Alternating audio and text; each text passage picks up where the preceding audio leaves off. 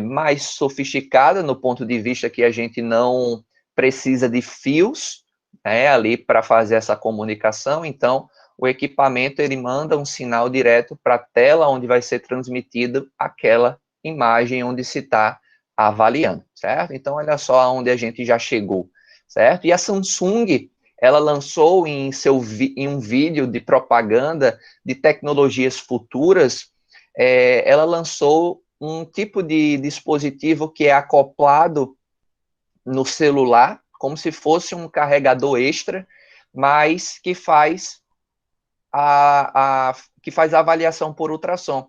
Inclusive, nessa propaganda aqui, são duas mulheres, sendo uma gestante, e ela com o celular dela, ela tem esse aparelhozinho acoplado no celular, que está fazendo a avaliação por ultrassom, e ela está visualizando ali o bebê dela, né? Então, inclusive, essa propaganda mostra algumas tecnologias, como, por exemplo, o celular dobrável. Então, assim, coisa que a gente já tem, né, já está disponível no mercado, mas esse apetrecho aí, esse anexo ao celular, ainda não foi lançado, mas assim, brevemente a gente vai ter também isso disponível para a população poder adquirir, certo? Então veja onde a gente já chegou, né? O uso do ultrassom, ele realmente já está disponível para a nossa aquisição, caso a gente ache interessante utilizar esse tipo de método para avaliar a composição corporal, certo? Então, para que a gente entenda aí sobre o ultrassom, vamos trazer algumas informações importantes aí sobre a prática do uso do ultrassom, como também os conceitos técnicos do ultrassom, mas vamos relembrar um pouquinho aí de avaliação da composição corporal e lembrar que a gente tem 3 métodos de avaliação da composição corporal: os métodos diretos, indiretos e duplamente indiretos. Se a gente fosse colocar em classe hierárquica, os melhores métodos para avaliar a composição corporal de qualquer indivíduo é o método direto. Só que quando a gente fala de método direto, a gente está falando de dissecação. Seria eu pegar um bisturi e começar a tirar a pele, a gordura subcutânea, músculo e sair pesando tudo isso para a gente ter um resultado final. Só que isso é inviável, né? Até porque o avaliador ele não conseguiria passar a informação para o avaliado, porque depois que eu fizer um procedimento desse, o avaliado já não vai ter mais vida, né? Então, assim, esses métodos diretos, eles são inviáveis na prática. Nós temos como segunda opção ali de melhores métodos os chamados métodos indiretos. Os métodos indiretos, eles compreendem 3 tipos de técnicas. Nós temos as técnicas bioquímicas e fisicoquímicas, temos a técnica da densiometria, que envolve pesagem hidrostática e pletismografia, e nós temos as chamadas técnicas de imagem. E olha só que interessante, o ultrassom, ele é considerado um método indireto que utiliza técnicas por imagem. Dentro desse grupo, nós também temos a tomografia computadorizada, ressonância magnética, temos o DEXA, certo? Temos a radiografia, certo? Então, tudo isso entra como métodos da avaliação da composição corporal, como método indireto por técnica de imagem. E os métodos duplamente indiretos entraria aqui, no caso, a bioimpedância e a antropometria. Então, assim, veja que o ultrassom, ele é uma técnica considerada método indireto, ou seja, é um método muito bom para avaliar a composição corporal. Bem, e aí a gente vai entender um pouco mais sobre os princípios técnicos do ultrassom. Vamos entender como é que esse equipamento ele funciona. O que é que ele me dá de informação? Então, olha só que bacana, pessoal. Para a gente falar de ultrassom, olha só o nome, som, ultrassom. Então, a primeira coisa que a gente tem que entender sobre ultrassom é que ele emite um som. Exatamente, ele emite um som. E recordando um pouquinho aí sobre a física que a gente aprende lá no ensino médio, né, foi falado para vocês que o som ela é uma energia mecânica que se propaga a partir de ondas cíclicas. Então, o som ele se comporta dessa forma, ó, a partir de ondas cíclicas. Bem, uma coisa aqui, além dessa informação que o som se propaga através de ondas cíclicas, é importante a gente conhecer o que é a frequência do som. Então, olha só, pessoal. Vocês observem esses dois comportamentos de onda aqui, o de cima e o de baixo, certo? Bem, contem comigo aqui. Eu tenho uma onda, duas ondas, três ondas em um tempo de 1 segundo, certo? Então, o que é que a gente diz em relação a isso? Bem, esse comportamento de som, ele tem 3 ondas por segundo. A gente representa isso como 3 Hz. Possivelmente vocês já viram essa unidade, Hertz, Hz, que é justamente a unidade que se dá para frequência, certo? O que é frequência? É algo que se repete em um determinado tempo. Então, eu estou adotando o tempo aqui de 1 segundo, e o que é que está sendo repetido? As ondas. Então, se eu tenho aqui 3 ondas por segundo, eu digo que a frequência é de 3 Hz.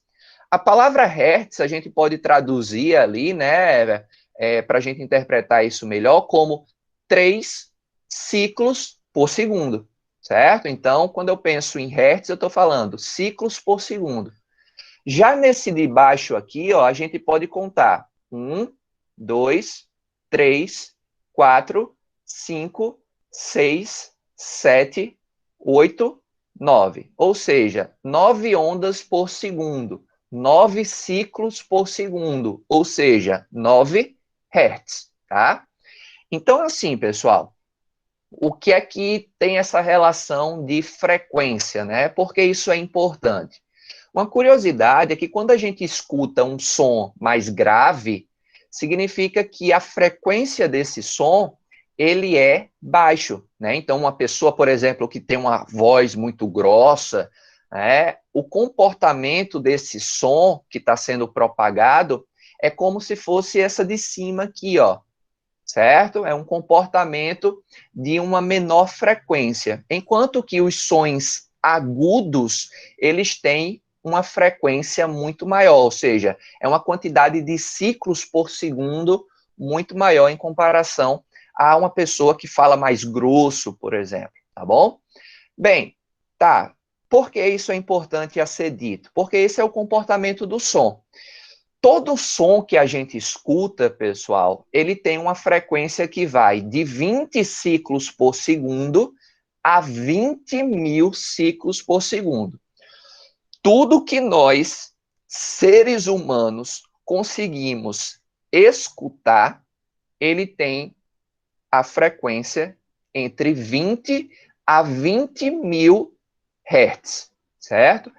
Tudo que está acima de 20 mil ciclos por segundo, ou seja, tudo que está acima de 20 mil hertz, ele é considerado ultrassom, certo? Então, como a gente está falando de ultrassom para avaliar a composição corporal, é importante dizer que ultrassom é um comportamento ali de som onde a gente tem mais do que 20 mil ciclos por segundo. Ou seja, a gente não escuta esse som, certo? Imagina se a gente pudesse escutar.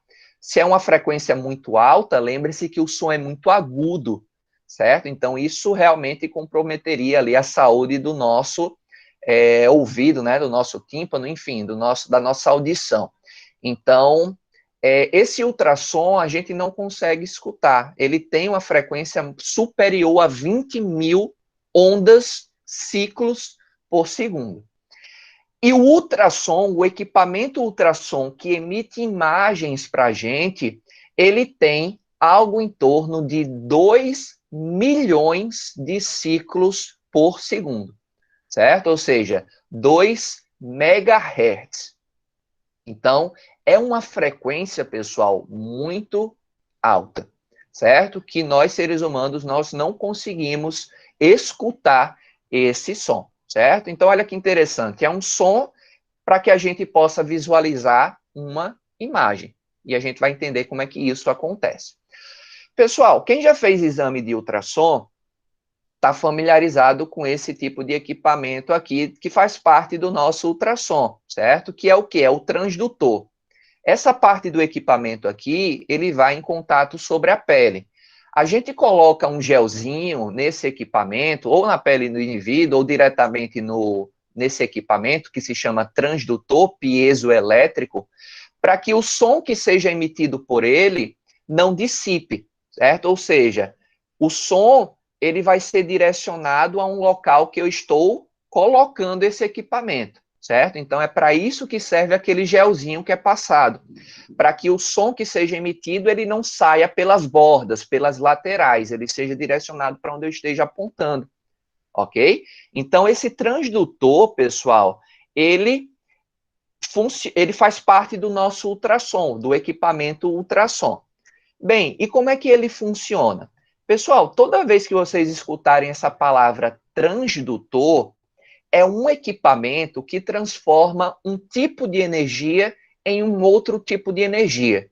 Nesse caso aqui, do ultrassom, ele converte energia elétrica que vem por esse cabo e ele converte isso em energia sonora. Não é o ultrassom? Então, de onde é que vem o som do equipamento? Então, é a partir desse transdutor, que ele, como equipamento, a missão dele é transformar a energia elétrica em energia sonora. E como é que ele faz isso? Dentro desse transdutor, existe o que a gente chama de cristal piezoelétrico. Esse cristal, pessoal, quando ele recebe essa energia elétrica, ele começa a se agitar. E essa agitação desse cristal piezoelétrico faz com que esse ultrassom ele seja emitido, certo? Então, esse transdutor piezoelétrico, dentro dele tem o chamado cristal piezoelétrico, que quando recebe essa energia elétrica, ele se agita, começa a vibrar e vai emitindo esse ultrassom, certo? Então, esse equipamento é exatamente para isso, para emitir o som. Mas uma coisa interessante que esse equipamento ele também faz é a captação de som, ou seja, ele apenas não emite o som, mas como também ele recebe o som. E por que isso acontece? Pessoal, isso acontece para que justamente o ultrassom ele seja utilizado dessa forma. Olha que interessante. Olhem aqui para o lado esquerdo dessa imagem e observe que aqui eu tenho vamos representar isso aqui como o transdutor piezoelétrico que está emitindo o som. Esse som, quando ele é emitido para uma direção, à medida com que ele vai se propagando, ele vai chegar em um alvo.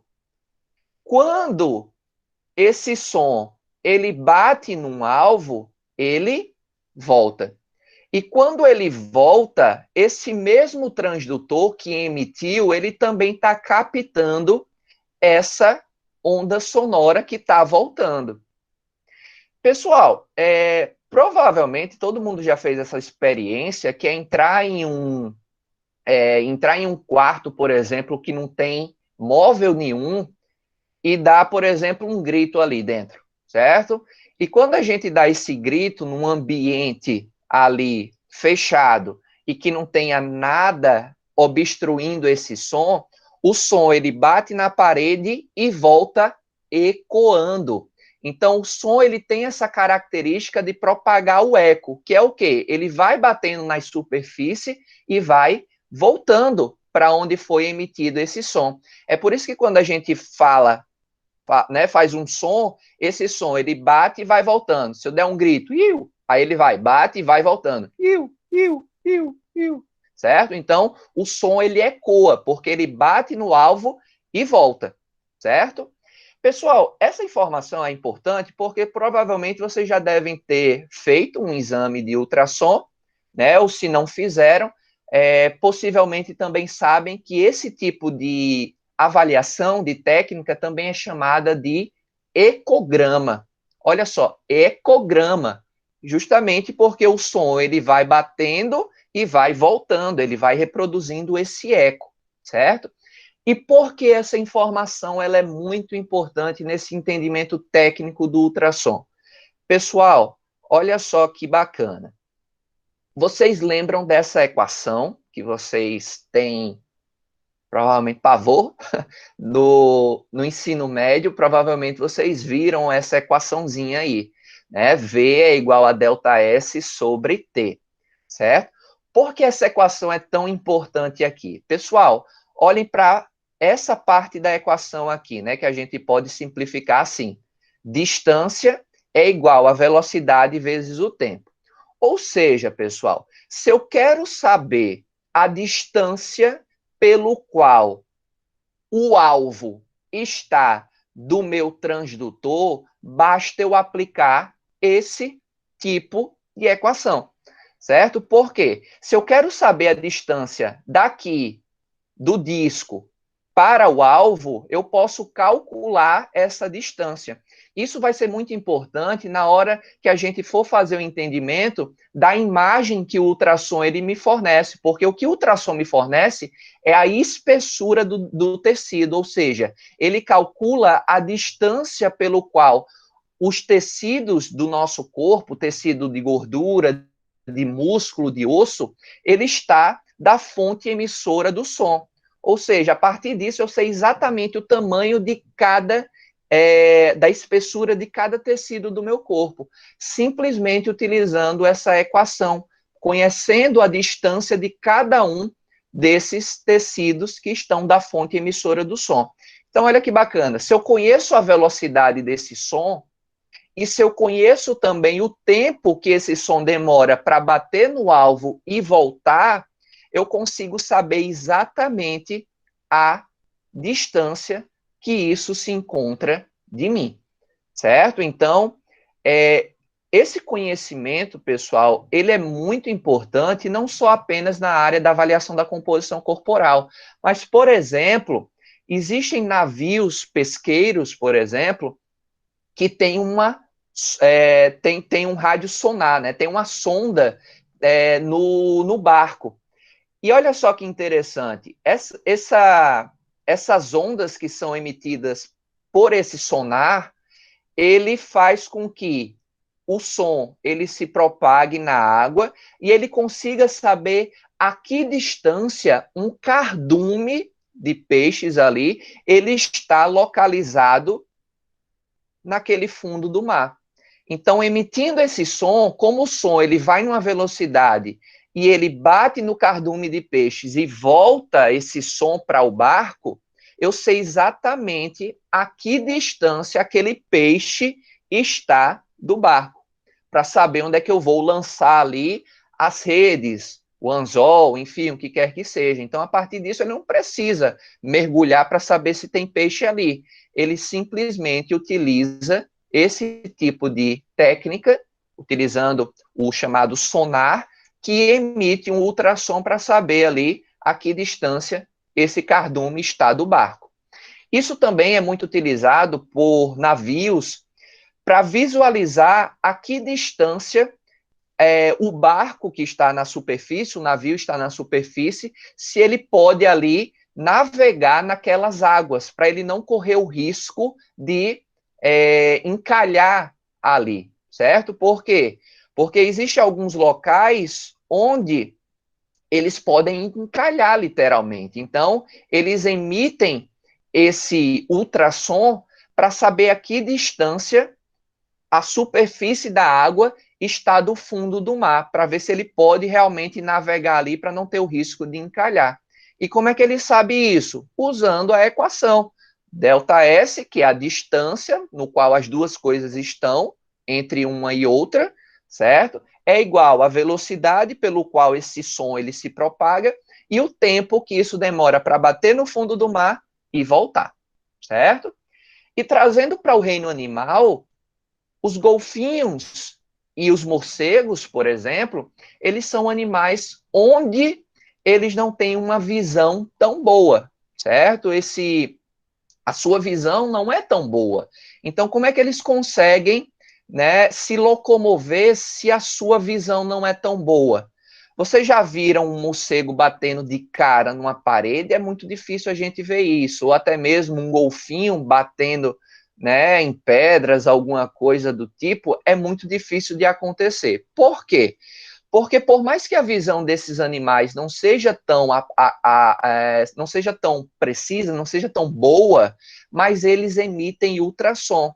Então, ó, o morcego, quando ele está voando, ele vai emitindo esse ultrassom, e esse ultrassom ele vai sendo propagado, e à medida com que tem algo na frente desse morcego, esse som ele bate na coisa e volta. Então, o morcego ele sabe exatamente a que distância ele se encontra daquele alvo, possivelmente que ele pode bater, né, de frente. Então, eles vão se desviando justamente porque esse som vai sendo emitido e ele vai sendo captado. E ele sabe exatamente a que distância ele se encontra, certo? Por que isso é importante? Agora a gente traz para a avaliação da composição corporal. Então, quando eu pego um ultrassom aqui, que está representado por esse probe aqui, que significa é a sonda, né? É o sonar aqui.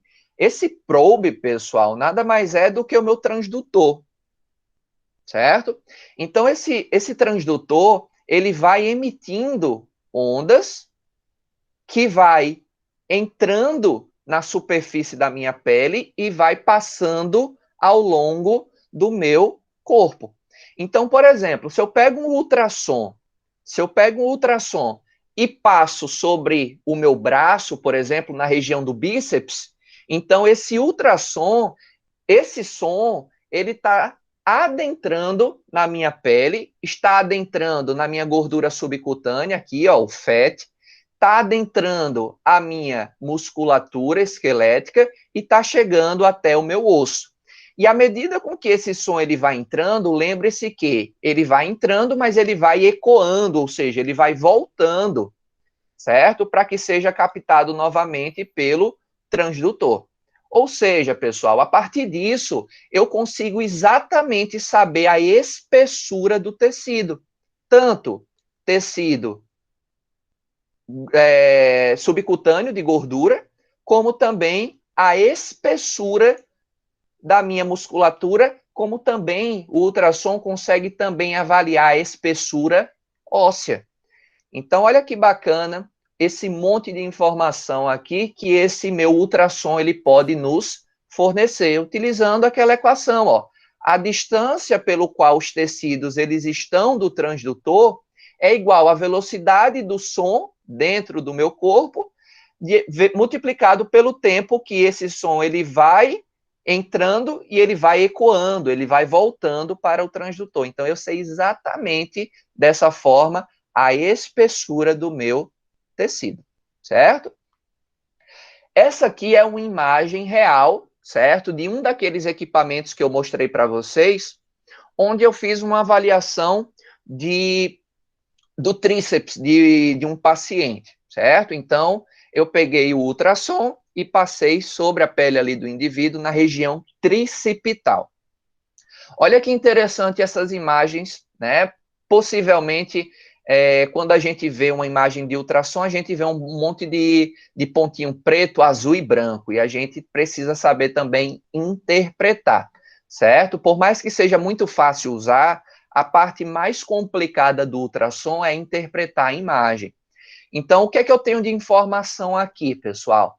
Olha só, essa primeira camada, que está delimitada por essa linha vermelha, tudo que está acima dessa primeira linha vermelha, lembre-se disso aqui, ó. Isso aqui tem que estar na nossa mente. Isso aqui tem que estar na nossa cabeça. Que na anatomia humana, eu tenho a pele, a gordura subcutânea, o músculo e o osso, certo? Então, eu preciso ter isso na minha cabeça, essa sequência, né, de tecidos aí, para que eu saiba interpretar a imagem que o ultrassom ele vai me fornecer. Ou seja, aqui em cima, tudo que está acima dessa primeira linha vermelha é gordura subcutânea, da região tricipital. O que está abaixo dessa primeira linha vermelha, entre a segunda linha vermelha, ou seja, nesse meio aqui, lembre-se, já passei pela gordura subcutânea. O que é que tem embaixo? Músculo, certo? Então, isso aqui é a musculatura da região tricipital. E abaixo do músculo, o que é que eu tenho? Aqui abaixo da segunda linha vermelha, eu tenho o osso, certo? Bem, o que é que a gente costuma avaliar? Gordura subcutânea e musculatura esquelética dessa região. Então, ó, essa linha amarela no centro é o ponto médio da minha região tricipital. Ou seja, o que é que eu tenho de conclusão aqui, pessoal? Essa minha paciente aqui, ó, ela tem entre 17,5 e 17,2, é a região central aqui desse tríceps dela, em relação à espessura da dobra, ou perdão, em relação à espessura da gordura subcutânea dessa minha paciente. Ou seja, ela tem algo aproximadamente de 17,4 milímetros de gordura subcutânea na região tricipital. Podemos também avaliar a musculatura do tríceps dela. Ó.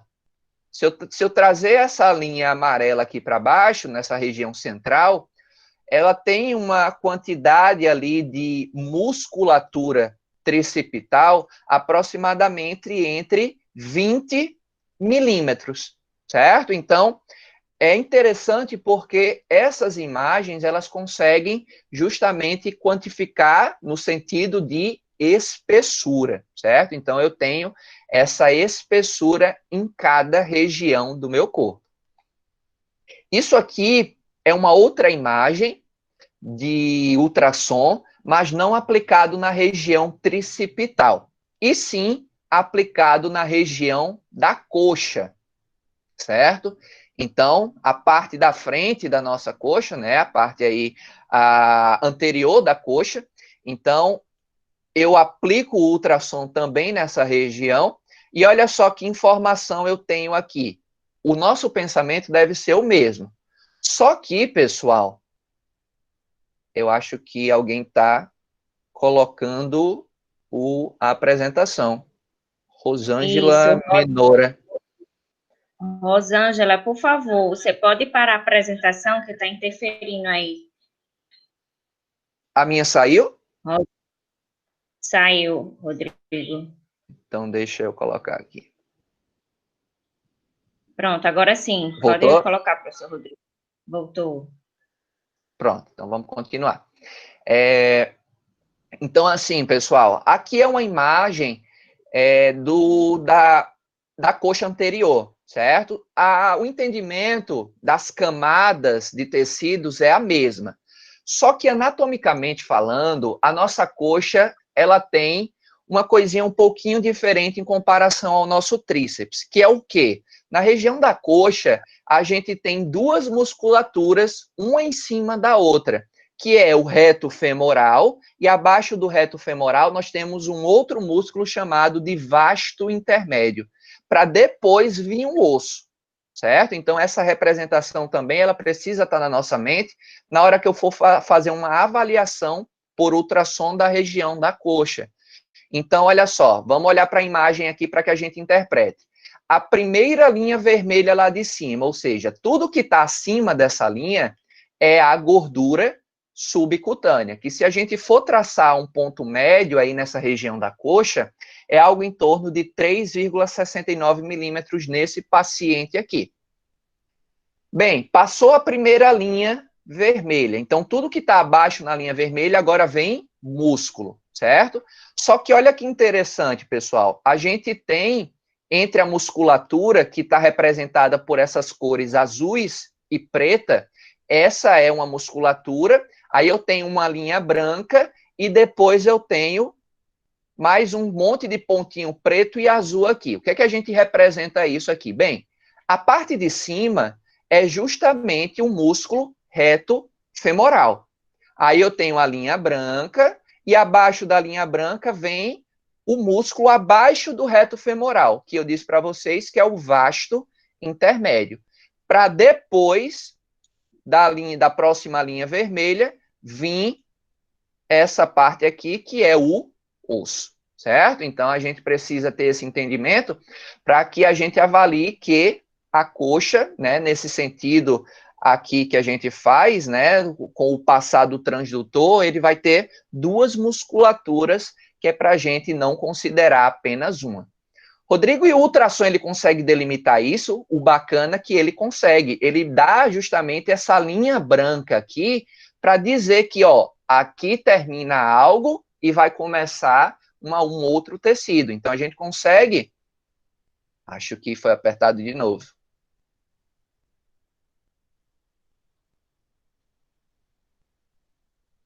Por favor, Rosângela. Para a apresentação, pessoal, eu peço que vocês, ao entrarem, não cliquem em nada, tá? Rosângela Minora, por favor. Eu não estou achando ela. Lorena, você consegue parar a apresentação?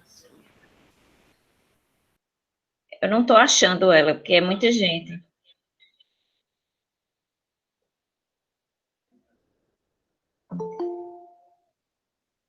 E agora, está todo mundo vendo a apresentação? Já estou vendo aqui a de Rodrigo. Já voltou a minha?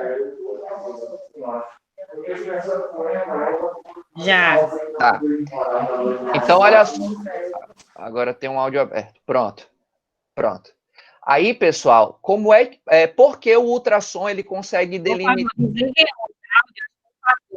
os áudios.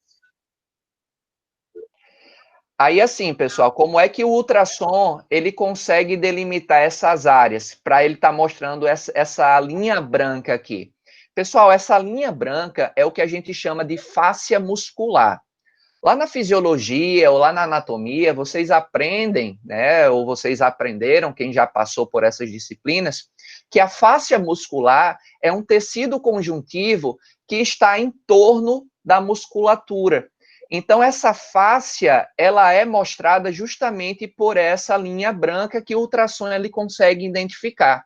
Então, cada linha branca que a gente vê no ultrassom é uma representação da fáscia muscular para dizer, ó, aqui está começando algo ou terminando outro tecido, certo? Então, a partir disso aí, a gente tem essas informações do ultrassom. Aí a gente pode perguntar, o ultrassom, ele avalia apenas gordura subcutânea, ou seja, gordura abaixo da pele, ou ele consegue avaliar a gordura, por exemplo, visceral? Os estudos, eles mostram que sim, a ultrassom, ele é capaz também de avaliar a gordura visceral, não só apenas a gordura subcutânea. E essa informação, ela é muito importante, porque a gente sabe que gordura visceral, ela é um bom parâmetro ali de associação com riscos de doenças cardiovasculares, que a gente pode estar também avaliando isso no nosso paciente, certo? Então, é um equipamento muito bom aí também para essa finalidade. Afinal, por exemplo, com a antropometria, né, a gente não tem ali o dado da gordura visceral e subcutânea diferenciada. Quando eu pego uma fita e faço um perímetro ali na região da cintura, eu estou pegando gordura subcutânea e gordura visceral. Não posso dizer que é só gordura visceral, mas o ultrassom ele consegue identificar o que é o quê, qual é a espessura de cada um. E isso também é uma informação muito bacana, certo? Inclusive foi comparado aí o ultrassom com a tomografia computadorizada, ou seja, mostrando aí uma forte relação entre esses resultados que são apresentados nesses dois equipamentos. Então, isso também é muito bom. Afinal, ter uma tomografia computadorizada é praticamente impossível. É um equipamento gigantesco, né, que emite ali radiação, não é uma coisa interessante para a gente ter no consultório. E o ultrassom, algo prático, que não emite radiação, então é uma excelente ferramenta aí, tá? Aqui é a imagem que o ultrassom ele emite na hora da avaliação da região abdominal. Ele mostra justamente as camadas de gordura subcutânea, tanto da região abdominal, como também da região visceral. Então, como eu disse, é interessante por causa disso, mas os estudos, eles falam que vai utilizar o ultrassom para avaliar a gordura visceral, cuidado na interpretação da imagem, porque, olha só, geralmente a imagem que aparece é isso aqui, ó, olha um monte, né, de pontos brancos, azuis e pretos, então acaba podendo confundir se a gente não sabe interpretar aquela imagem, certo? Usar o ultrassom é fácil. O mais difícil do ultrassom é interpretar a imagem que o ultrassom ele nos fornece. Ah, Rodrigo, o que é que eu faço, por exemplo, se eu comprar o ultrassom para entender dessas imagens? Pessoal, geralmente, o equipamento, quando é adquirido, ele vem em algum curso junto com o equipamento para que vocês façam essa interpretação de imagens de forma correta. O bacana é isso, certo? Porque ele fornece o equipamento, mas também te dá um curso para você saber interpretar esse monte de imagem, tá? Bem, como é que a gente faz essa medida, essa interpretação? Olha só, é bem simples. Aqui é um dos ultrassons que eu mostrei para vocês, que estão disponíveis no mercado. Olha só que simples. Eu pego o transdutor, coloco o gelzinho em cima dele, pego a região onde eu quero avaliar, por exemplo, aqui na região da coxa, e numa região de aproximadamente 5 centímetros, eu vou deslizar esse transdutor, certo? Sobre a pele do indivíduo, né? Numa distância aqui, como eu disse, de 5 centímetros, e vai estar lá a imagem prontinha para que a gente possa interpretar e quantificar ali a espessura de cada tecido, subcutâneo e muscular, principalmente. Alguns cuidados têm que ser tomados em relação a esse deslizar sobre a pele do transdutor. Por quê? Porque a gente pode o quê? Comprimir, a gente pode pressionar a pele do indivíduo.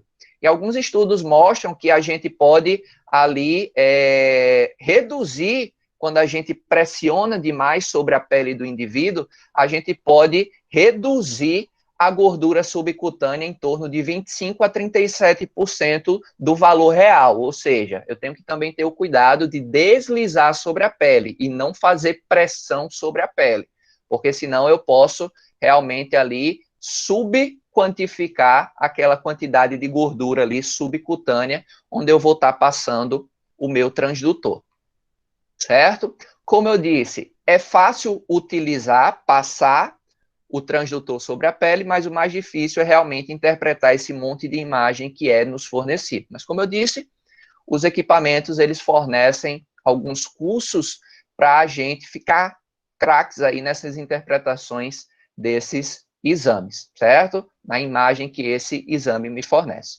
E aí, pessoal, o que é que eu faço com aquele resultado? Naquele exemplo que eu mostrei para vocês, a paciente na região tricipital mostrou que tem 17 milímetros de gordura subcutânea na região tricipital. O que é que eu faço com essa informação? O que é que eu faço com esses resultados? Bem, pessoal, o que muita gente quer saber quando faz a avaliação da composição corporal não é saber a espessura, é saber a porcentagem de gordura corporal. É isso que as pessoas elas querem saber, os pacientes, elas estão doidas para saber a porcentagem de gordura corporal. Elas estão, vocês também como nutricionistas, né, estudantes, querem saber a famosa porcentagem de gordura corporal. E uma coisa interessante que esse equipamento fornece é a porcentagem de gordura corporal. Só que é aquela coisa, pessoal, se eu estou passando o transdutor sobre o meu bíceps, sobre o meu tríceps, quando eu falo porcentagem de gordura corporal, eu quero saber do corpo inteiro e não de uma região específica. Então, como é que o equipamento ele faz esse cálculo para que eu saiba a quantidade de gordura corporal total? Pessoal, ele faz isso a partir de equações preditivas, certo? Então, o equipamento, ele nos fornece algumas equações dentro dele, que eu posso escolher. Provavelmente, quem já passou pela disciplina de avaliação nutricional já deve ter visto algumas equações. Jackson e Pollock, Slaughter, Durning, são equações bem lembradas aí quando a gente quer falar sobre porcentagem de gordura corporal. Mas, pessoal, se vocês lembram dessas equações, ou já escutaram falar sobre essas equações, vamos lembrar que elas são equações de antropometria. Elas foram desenvolvidas utilizando adipômetros. E a adipometria, pessoal, a antropometria, a gente faz a partir de quê? De pinças com o nosso dedo. Então, a gente pode pensar o seguinte, opa, pera lá, o ultrassom, eu passo o transdutor sobre a minha pele. Na antropometria, eu pinço e destaco a pele e a gordura subcutânea ali do meu paciente. Ou seja, são coisas diferentes, certo? Então, é uma coisa muito importante a ser dita, que as equações para predizer gordura corporal no ultrassom, na verdade, elas foram desenvolvidas para antropometria, certo? Então, por exemplo, se a gente pega a equação de Jackson e Pollock de 3 dobras, né? Ele pega a região da coxa, do tríceps e da região ali da crista ilíaca, certo? Então, assim, pessoal, foram desenvolvidas a partir do pensamento e não de ultrassom. Então, veja que o ultrassom, ele meio que se apropria de dobras cutâneas, pelo qual o ultrassom, ele não avalia, certo? E, Rodrigo, isso pode implicar em muita coisa? Pode. Primeiro, quando a gente... eu vou voltar naquela imagem. Olha só, pessoal, quando a gente compara uma pinça feita por um adipômetro, pelo indivíduo para execução do uso do adipômetro, e quando eu comparo com o ultrassom, olha as diferenças que podem dar. Por exemplo, na região do tríceps, se um avaliador fazer a pinça, ele pode ter um resultado aqui, né, feito com esses pacientes aqui, algo em torno de 5,41 milímetros, feito com a pinça e o adipômetro. Mas se eu pego o ultrassom, ele me dá 5,63 milímetros de espessura naquela região. Ah, Rodrigo, está muito próximo, está muito perto, então a gente pode dizer que praticamente é a mesma coisa. Para esse caso, sim. Mas vamos pegar outras regiões do corpo, como, por exemplo, a região subescapular, nas nossas costas, abaixo da escápula. Um adipômetro, ele pegou aqui nesse estudo, algo em torno de 8,59 milímetros na pinça. Já o ultrassom, 6,58. E olha só essa região do bíceps. O adipômetro, 2,57 e o ultrassom, 11,52, uma diferença de 9 milímetros. Ou seja, já nesses casos, estão vendo que a diferença ela é gritante.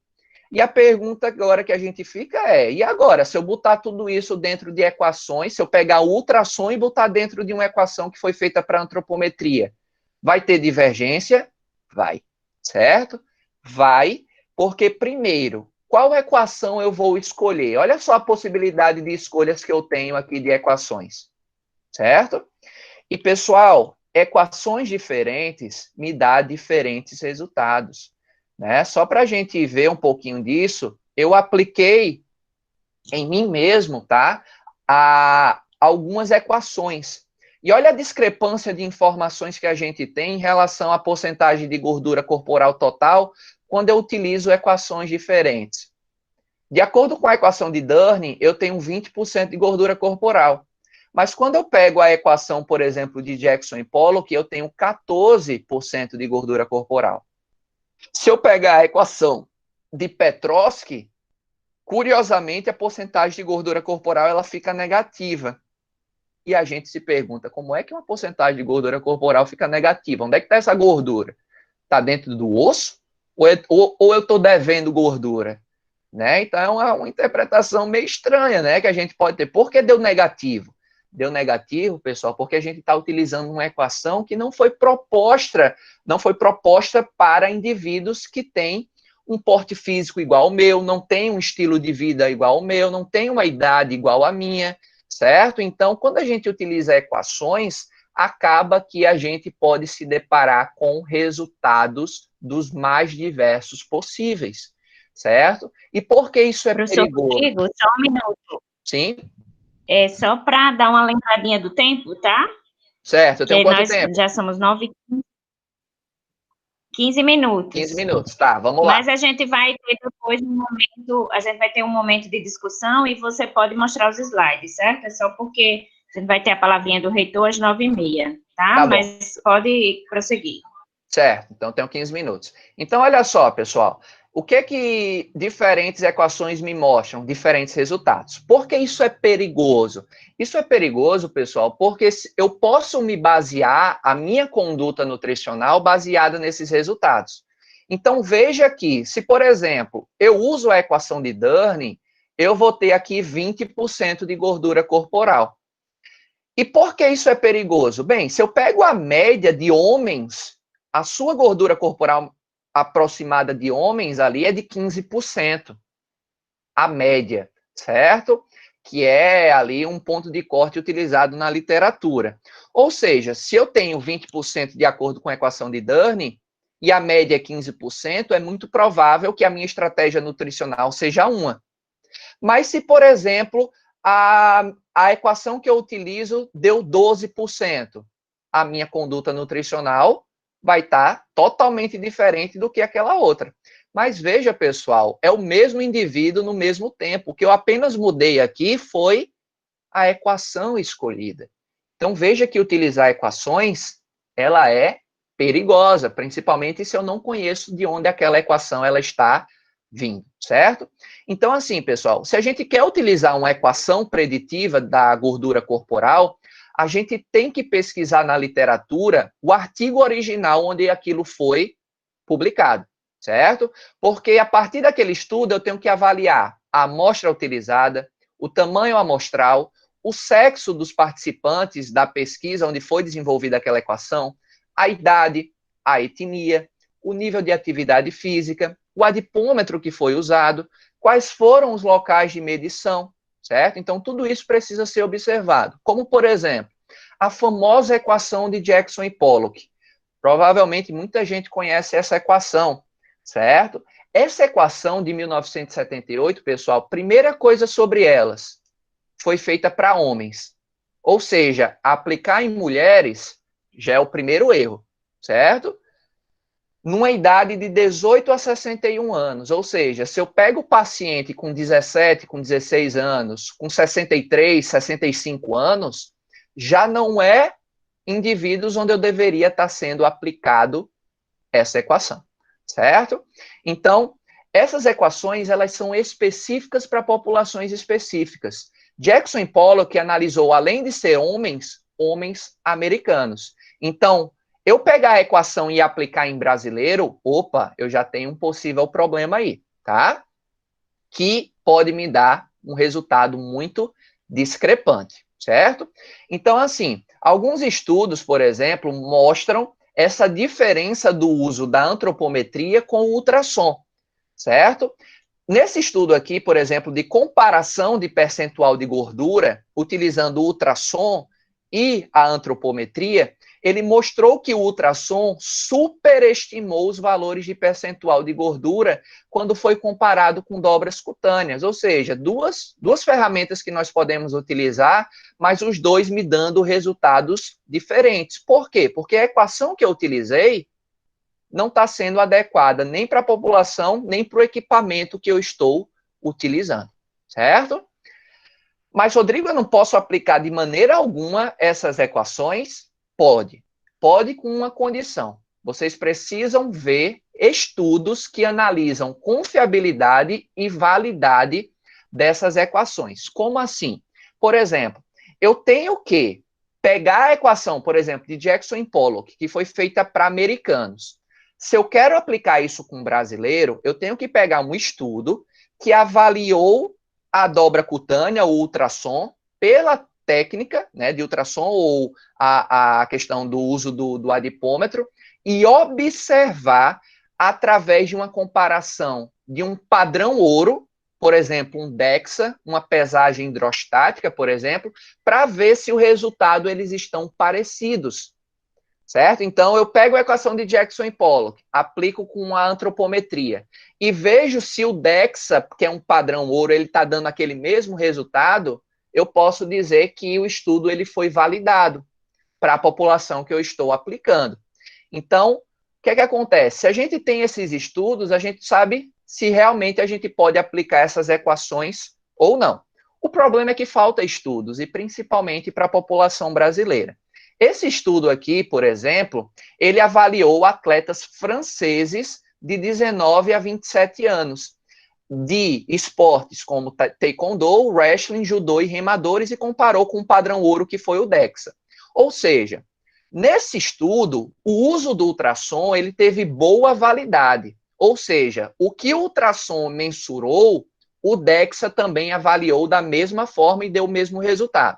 Mas veja, pessoal, foi feito em atletas franceses de 19 a 27 anos que fazem esses esportes.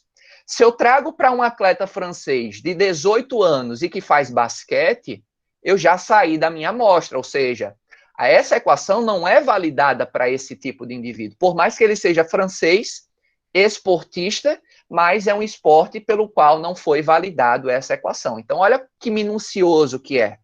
Então, a gente precisa de estudos para que realmente nos mostre que sim, a gente pode usar para fazer a porcentagem de gordura corporal.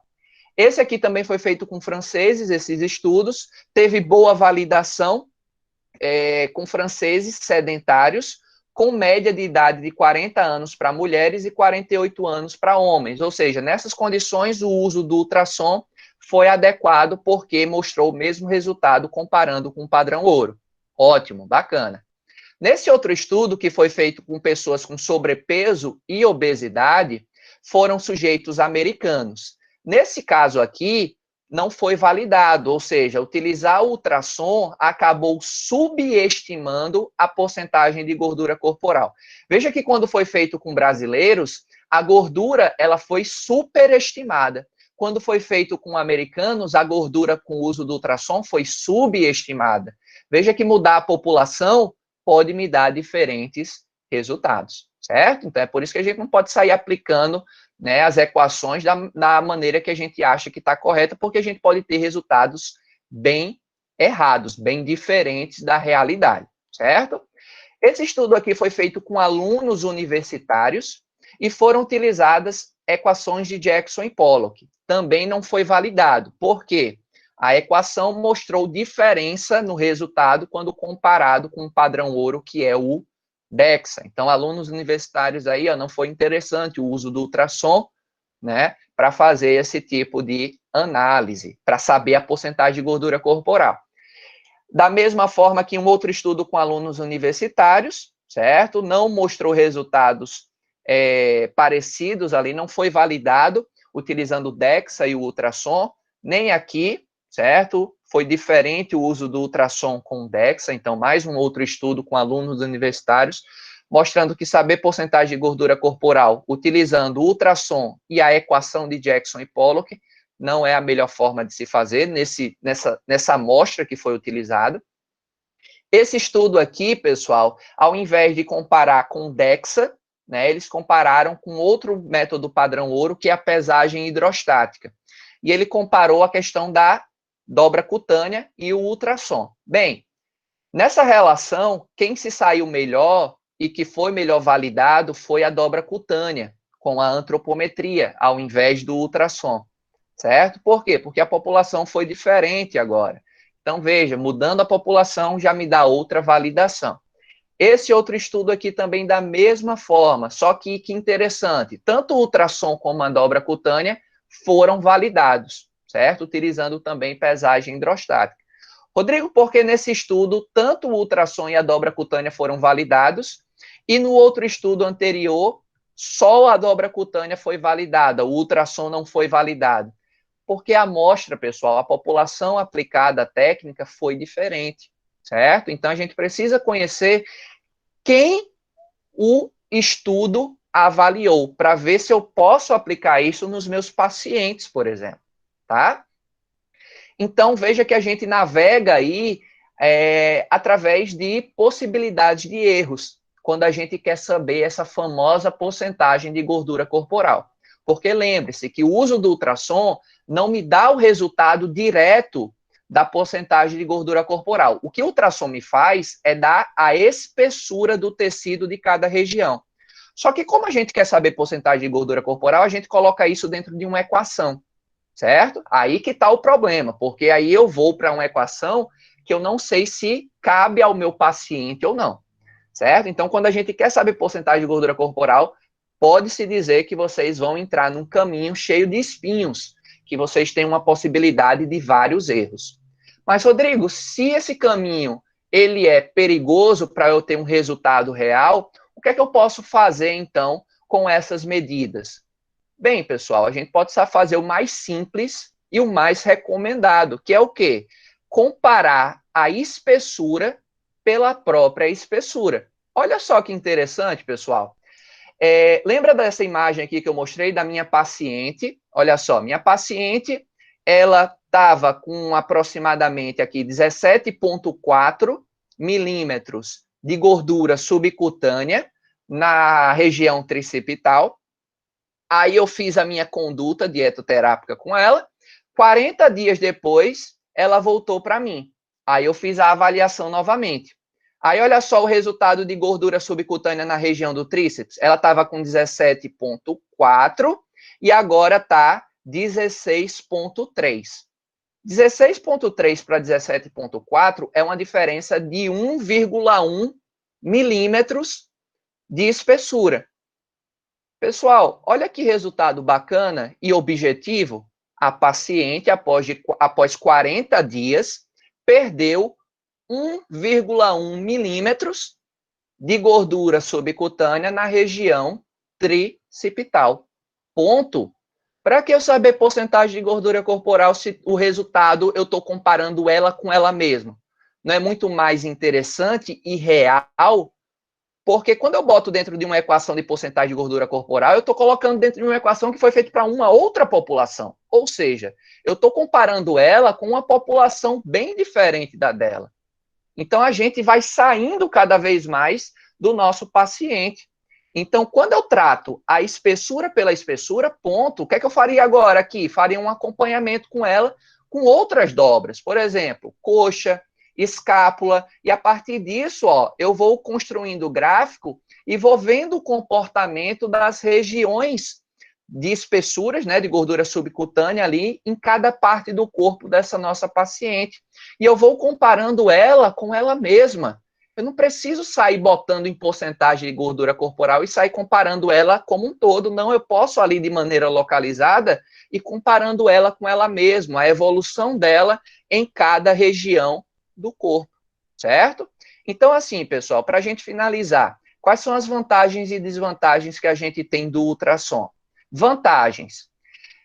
Dos métodos que a gente tem por imagens, o ultrassom ele é o mais barato que a gente tem, certo? Ele tem um baixo custo em comparação a um DEXA, a uma radiografia, a uma tomografia computadorizada, certo? Então, ele tem essa vantagem. Outra vantagem tem uma alta precisão, então é muito fácil operar quando a gente é uma pessoa treinada.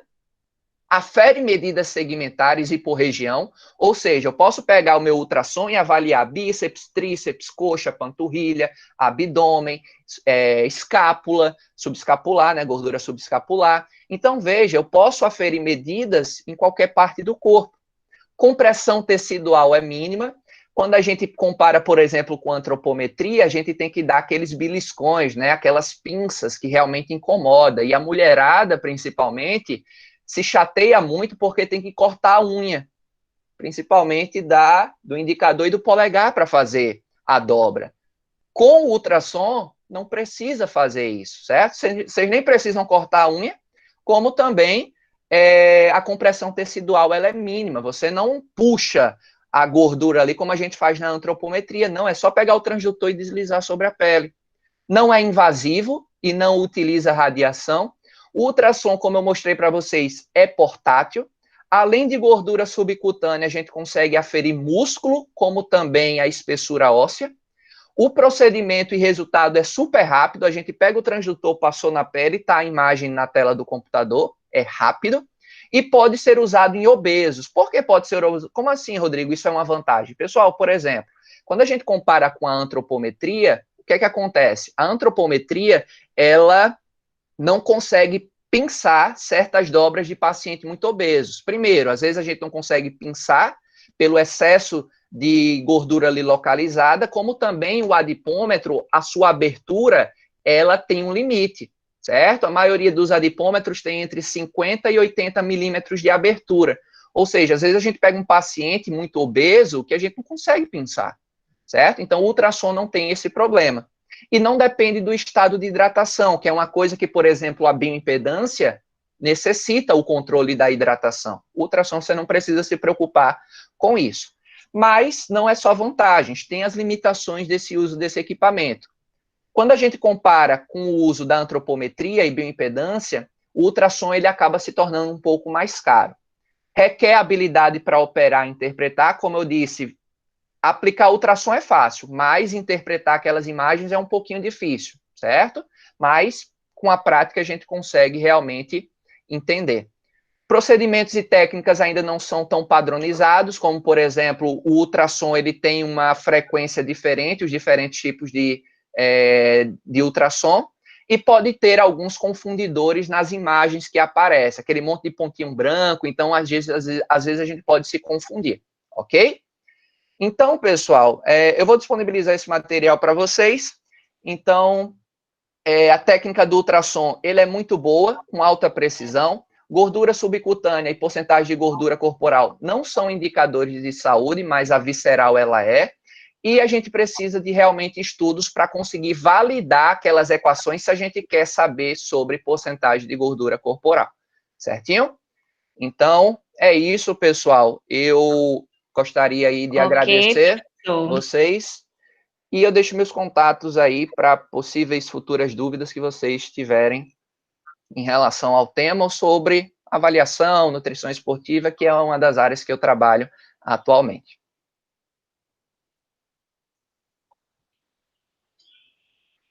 Excelente palestra, professor Rodrigo. Gostaria de agradecer imensamente, mas fique aí para a gente responder as perguntas, tá? Fico, sim. Mas antes da gente fazer nosso chat, gostaria de passar a palavra para o professor Daladier, nosso reitor, que se encontra aqui. Professor? Bom dia. Bom dia a todos. Bom dia. Bom dia a todos. É um prazer estar aqui com vocês nesse momento. Agradeço pelo convite para fazer dar essa palavra na abertura desse webinar do curso de nutrição, comemorativo do aniversário do Dia do Nutricionista, do dia 31 de agosto. Então, eu quero parabenizar desde já o Rodrigo e todos os coordenadores deste webinar, especialmente a professora Karina Leite, coordenadora deste curso de nutrição. A nutrição, a importância, não precisa estar dizendo para vocês sabem mais do que eu, a importância da nutrição para o ser humano, em todas as atividades humanas, né? E isso não vem de agora, vem de muitos anos, vem desde a antiguidade. O homem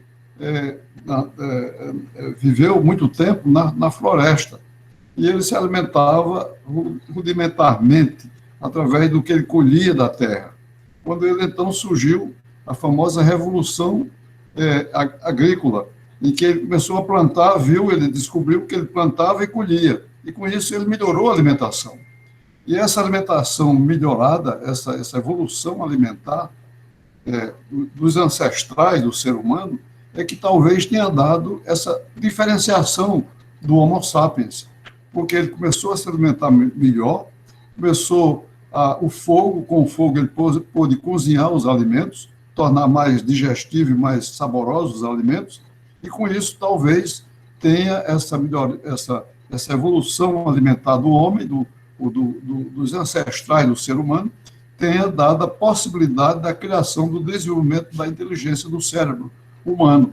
Quer dizer, há essa versão de que a nutrição humana, a nutrição no homem pré-histórico, no homem dos ancestrais do Homo sapiens, tenha garantido que esse ser humano se diferenciasse com a inteligência que é natural, é uma diferença entre o Homo sapiens e outras espécies de animais. Então, veja a importância da alimentação. Outro ponto que me chama a atenção é que eu sou cristão, né? E sei que muitos aqui também são. Karina, eu sei que também a coordenadora também é cristã. E uma das orações a principal oração é o Pai Nosso, e que diz que ele fala no pão nosso de cada dia. Repare, o próprio Cristo lembrou que é a maior inteligência do mundo, da Terra, é é o homem feito Deus, é o Deus feito homem, melhor dizendo. Ele falou na sua oração principal, falou no alimento, o pão nosso de cada dia. E numa das cenas mais bonitas do cristianismo é a última ceia, vou chamar também de ceia larga, em que Jesus se reúne com os seus apóstolos para celebrar ali a vida e também como se fosse uma despedida, que ele estava próximo de ser crucificado. Então ele fez o quê? Ele se reuniu em torno de uma mesa com os seus discípulos, os seus apóstolos, para celebrar aquele momento em que ele quase estava se despedindo da vida terrestre como Jesus. Então, isso se transformou num dos quadros mais belos da humanidade, que é a Última Ceia de Leonardo da Vinci. Todos sabem que Leonardo da Vinci é uma das maiores inteligências do homem. Se diz sobre ele trabalhou em muitas áreas, inclusive nas artes, e produziu essa obra extraordinária chamada A Última Ceia, né, que retratou Jesus com os seus discípulos, numa tela maravilhosa, num painel maravilhoso que eu visitei, que está num convento, num monastério na cidade de Milão, na Itália. Então, só para lembrar fatos assim históricos vinculados com a alimentação. E hoje se sabe o quanto a alimentação importa em tudo. O Rodrigo falou aí, nos atletas, exemplificou, né, os atletas, na saúde, em todos os momentos, nos hospitais, a saúde dos idosos, as gestantes, a saúde escolar, a nutrição escolar, enfim, a nutrição está em toda parte. E lembrar também, eu serei rápido nas minhas palavras, lembrar que um dos maiores livros, o livro talvez mais importante do Brasil em torno da alimentação, foi escrito por um norte-riograndense, Luiz da Câmara Cascudo. Cascudo escreveu a história da civilização, a história da alimentação no Brasil. Esse livro é um tratado, né, com quase 1000 páginas, que já foi homenageado aí num encontro de nutrição, alguns anos atrás. As professoras se lembram disso, as que estavam conosco na época, e Karina também se lembra muito, como nós homenageamos Câmara Cascudo e o livro, a história da alimentação no Brasil, né, de Luiz da Câmara Cascudo, que é talvez mais conhecido aí fora, no Brasil, e até no exterior, do que aqui mesmo no Rio Grande do Norte. Mas nós, do UNRN, com uma lembrança do próprio grupo de professores do nosso curso, homenageou Câmara Cascudo e a sua história da alimentação, famosa história da alimentação no Brasil. Bom, por último, eu quero me congratular com todos os professores e professoras, com a professora Karina Leite, grande coordenadora deste curso, dizer que todos os cursos do UNRN se caracterizam pela qualidade acadêmica, né? Pela qualidade das suas atividades. O curso de nutrição tem uma característica a mais, eu diria pela simpatia. É um curso altamente simpático, não é, bem visto, querido de toda a instituição, esse curso de nutrição. Tanto professoras, como alunas, como técnicas e técnicos, e também professores e alunos, né, deste curso de nutrição. Então, caracteriza isso, a qualidade acadêmica e a simpatia pessoal existente nas pessoas que compõem, que integram este curso de nutrição do UNRN, que é um orgulho nosso, é um orgulho da instituição, esse curso nosso de nutrição. Diria que hoje se situa entre o melhor do Rio Grande do Norte, os melhores, e os melhores do Brasil até, né? E eu não tenho dúvida que nós vamos crescer mais nesse ponto de qualidade acadêmica do curso de nutrição do UNRN. Então, me congratulo com todos, a professora Karina Leite, super coordenadora deste curso de nutrição, as professoras e professores, os alunos e alunas e os técnicos de laboratórios, que estão também muito importantes na vida deste curso de nutrição do UNRN. Parabenizo a todos pela escolha da profissão, pela escolha da instituição em que vieram estudar, principalmente os alunos e os professores que vieram ensinar, lecionar neste curso de nutrição. Parabéns a todos, parabéns pelo 31 de agosto, dia do nutricionista. Obrigado a todos.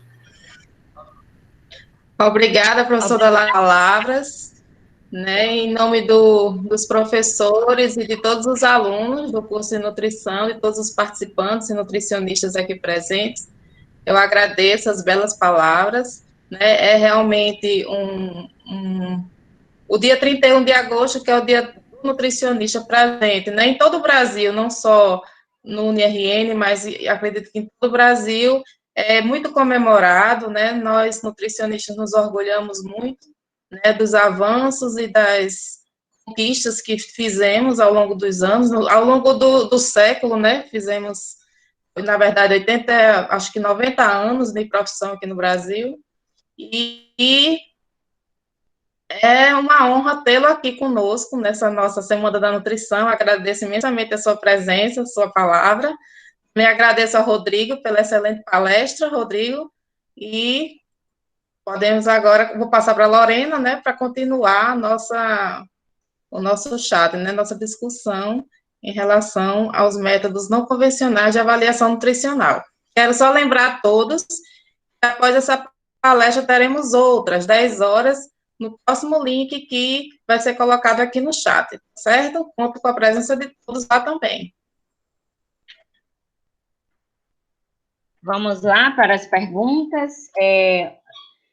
Bom, já tiveram algumas perguntas aqui, a gente vai só resumir, que a gente só tem 15 minutos, tá certo? Então, professor Rodrigo, você consegue, assim, dizer realmente como a gente utilizar o ultrassom, exatamente em qual ciclo de vida, em qual condição do paciente, ou a gente pode utilizar com qualquer tipo de paciente, seja ele idoso, adulto, criança, praticante de atividade física, ou aquele que não pratica atividade física. Eu vi que você já falou um pouco sobre isso, mas no geral, eu que vou começar agora a minha prática profissional, eu devo comprar esse ultrassom já para ter no meu consultório se eu começar a atender qualquer tipo de ciclo de vida?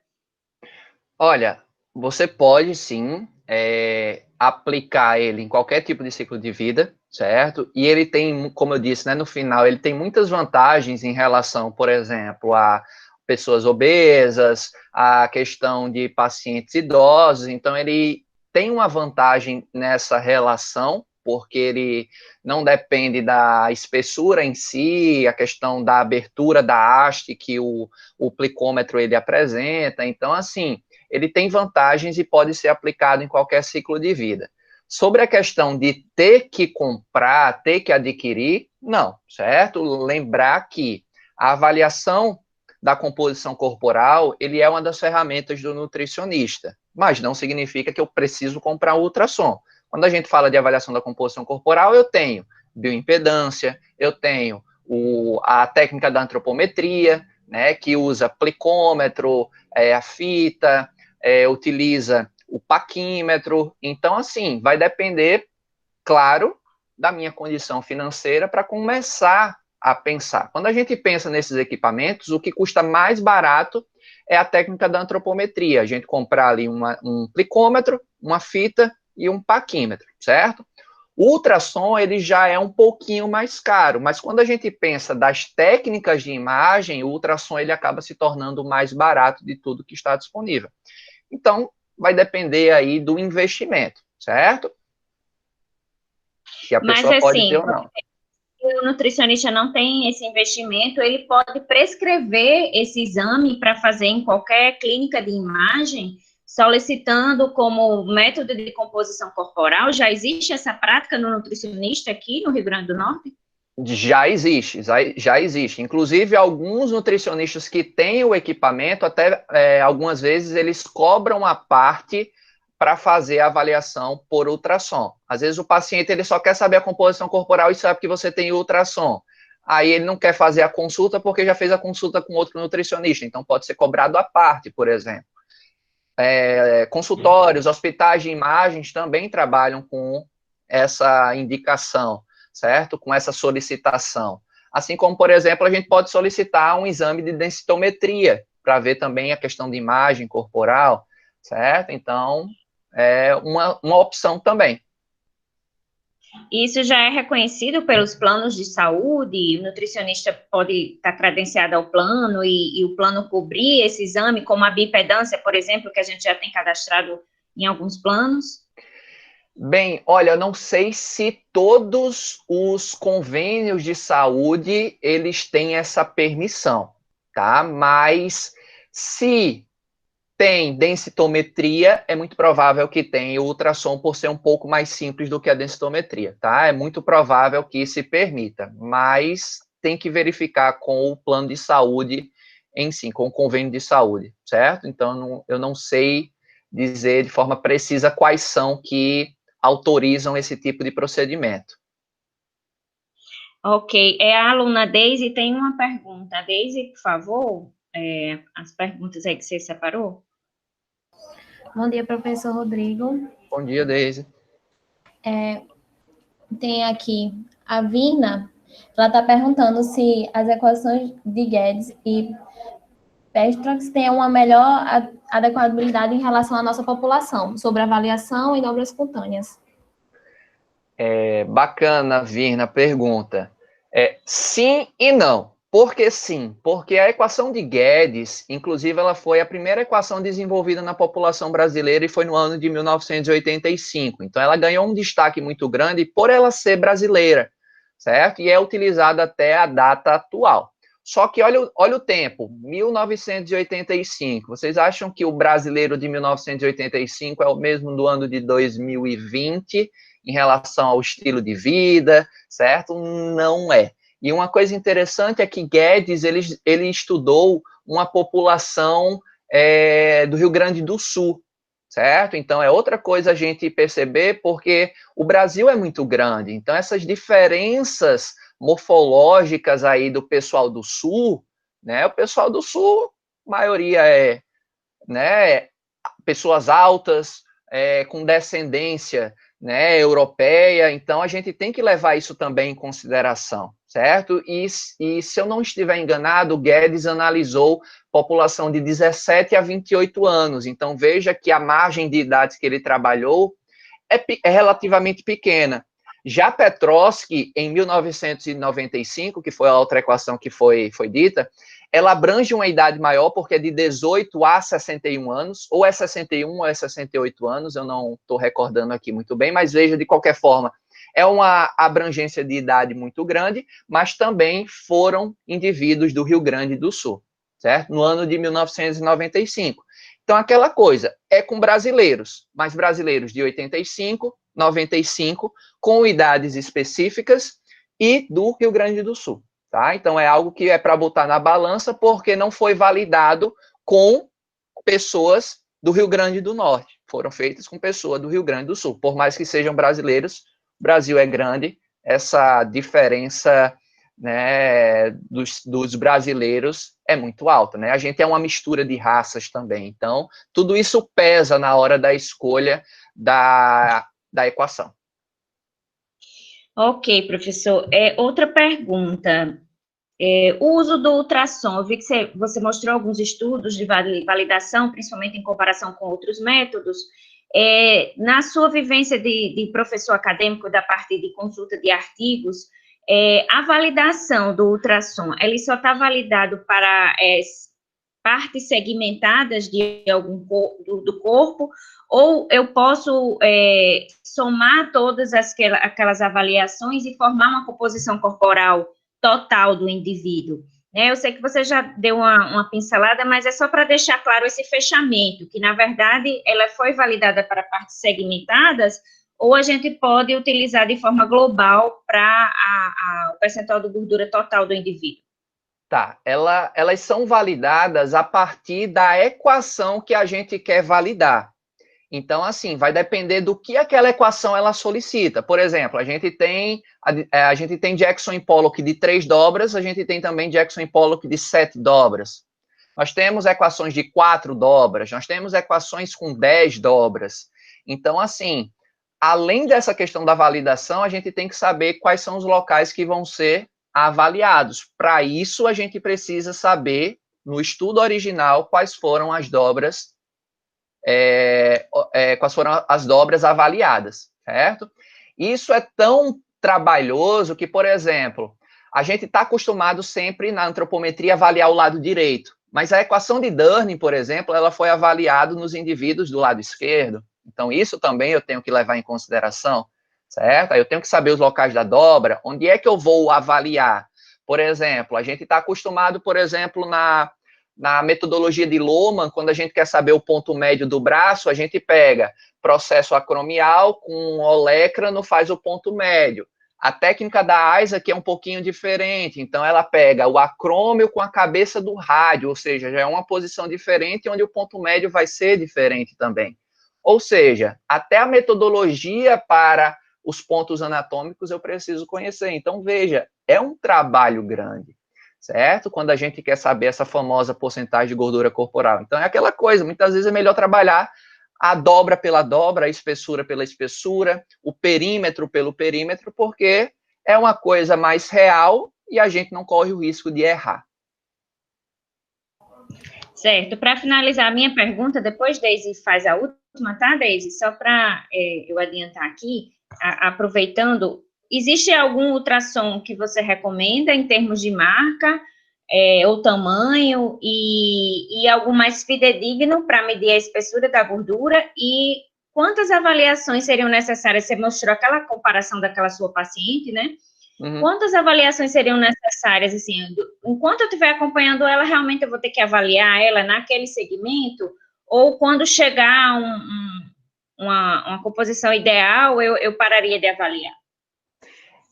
Tá, sobre a questão de modelos, né, em relação à indicação, eu realmente, né, eu mostrei todos aqueles modelos atuais, então são excelentes equipamentos, mas, assim, de forma geral, o que a gente vê a nível de consultório é da marca Borimetrics. Talvez é porque esteja fazendo mais propaganda aí no nosso meio acadêmico. Quem frequenta congresso sempre tem um standzinho dessa marca, então costuma ser o principal, certo? Ali que está no nosso mercado. Mas, como eu disse, tem várias opções, inclusive mais baratos, que a gente pode pesquisar. Sobre a questão, qual foi a outra pergunta, Lorena? Sobre o método e sobre o modelo do equipamento. E quantas vezes a avaliação? Quantas vezes?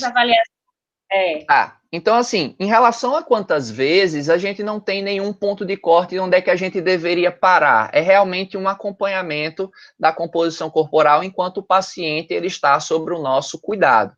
Certo? Uma coisa interessante que a gente pode fazer, por exemplo, é fazer somatório de espessuras centrais e periféricas. Então, por exemplo, eu posso pegar a espessura da crista ilíaca, do abdômen e da supraespinhal e da subescapular, somar tudo isso e trabalhar com regiões de gordura subcutânea na região central.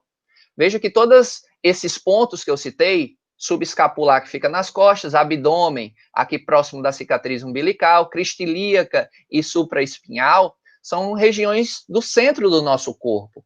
E gordura nessa região são indicativos de riscos de doenças cardiovasculares, certo? E aí eu posso trabalhar também com dobras periféricas, bíceps, tríceps, coxa, panturrilha, e fazer um somatório e ir trabalhando e acompanhando essa evolução.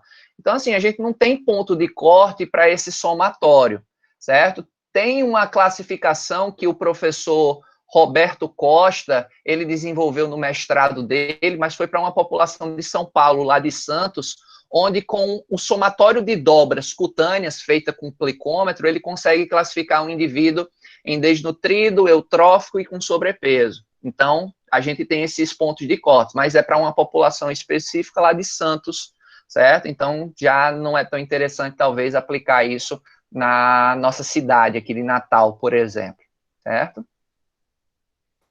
A última pergunta aqui, professor, é da Georgia, que ela está perguntando qual é a conduta dietoterápica que foi utilizada para essa diminuição de espessura em pouco tempo, no caso da sua paciente.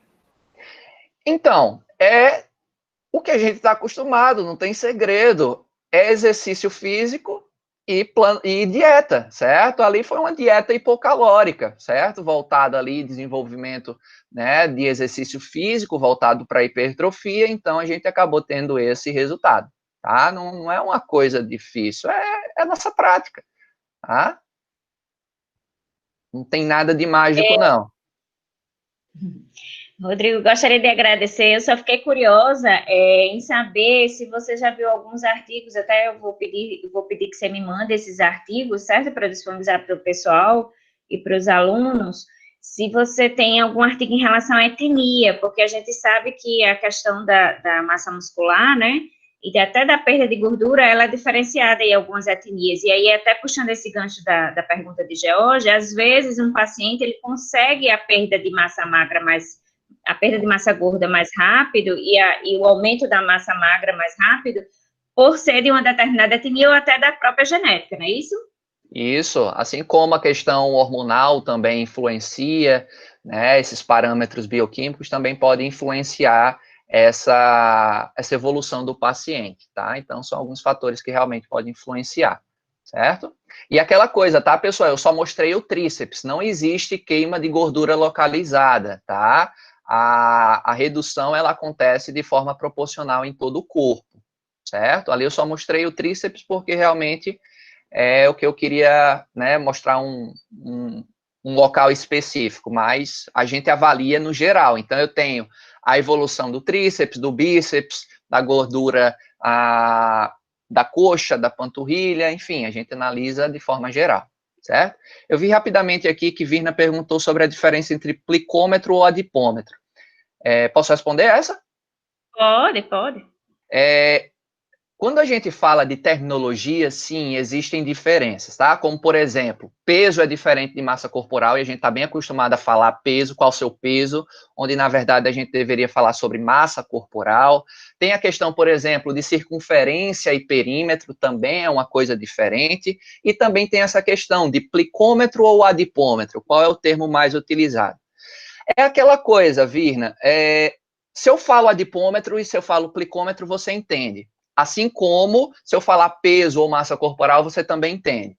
Mas se a gente for realmente ao pé da letra, conceitualmente falando, a gente tem diferenças, certo?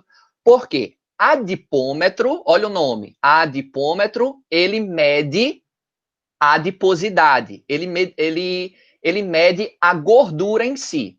Quando a gente faz uma dobra aqui no braço, eu estou pegando só gordura? Não, né? Eu estou pegando pele, eu estou pegando líquido intersticial, estou pegando sangue. Então, eu pego várias coisas nessa pinça. Então, o termo não seria o mais correto adipômetro, porque, na verdade, o que a gente mede em relação à gordura é depois estimar utilizando essas equações que a gente conversou.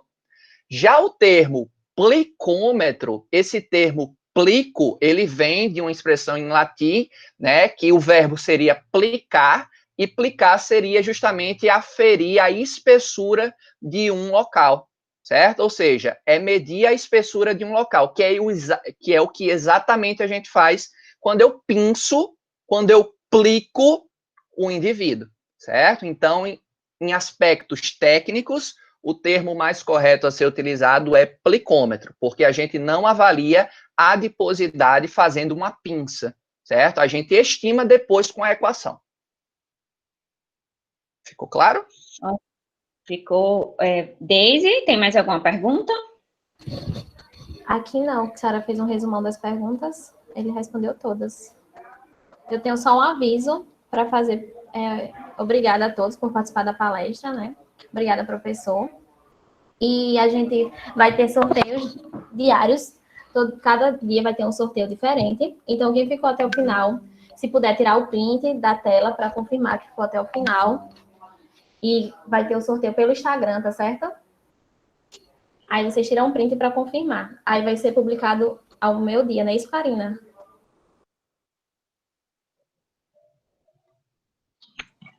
O sorteio vai ser que horas? Pelo Instagram, né, Karina? Meio-dia. Pelo Instagram, né?